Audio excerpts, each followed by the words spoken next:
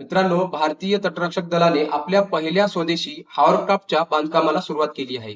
हा प्रकल्प आत्मनिर्भर भारत उपक्रमाचा एक भाग आहे, ज्याचा उद्देश स्वदेशी संरक्षण उत्पादनाला चालना देणे आणि परदेशी आयातीवरील अवलंबित्व कमी करणे हा आहे.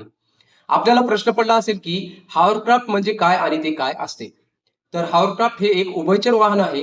हे जमीन, पाणी, चिखल, बर्फ आणि इतर विविध पृष्ठभागावर प्रवास करू शकते.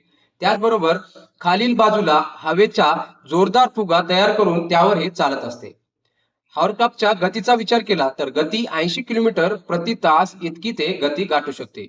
त्याचबरोबर यात हॉवरक्राफ्ट बद्दल काही महत्वपूर्ण मुद्दे दिलेले आहेत. त्यामध्ये हे हॉवरक्राफ्ट हे पहिले स्वदेशी एअर कुशन व्हेइकल आहे.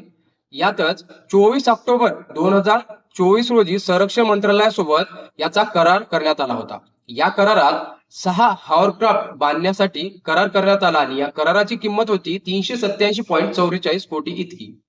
हा प्रकल्प 33 महिन्यामध्ये पूर्ण होणे अपेक्षित होता आणि पहिले हॉवरक्राफ्ट 18 महिन्यात वितरित केले जाईल असे या करारामध्ये लिहिले होते.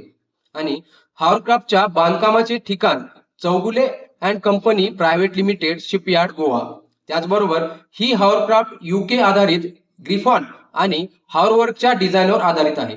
मित्रांनो, ही माहिती होती हॉवरक्राफ्ट या स्वदेशी बनावटीच्या व्हेइकल बद्दल आणि संरक्षण क्षेत्रातील एका पॉवरफुल हॉवरक्राफ्ट बद्दल.